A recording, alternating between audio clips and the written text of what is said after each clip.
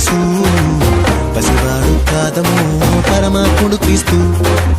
బాలుడు కాదమ్మో బలవంతుడు యేసు, పసివాడు కాదమ్మో పరమాత్ముడు క్రీస్తు.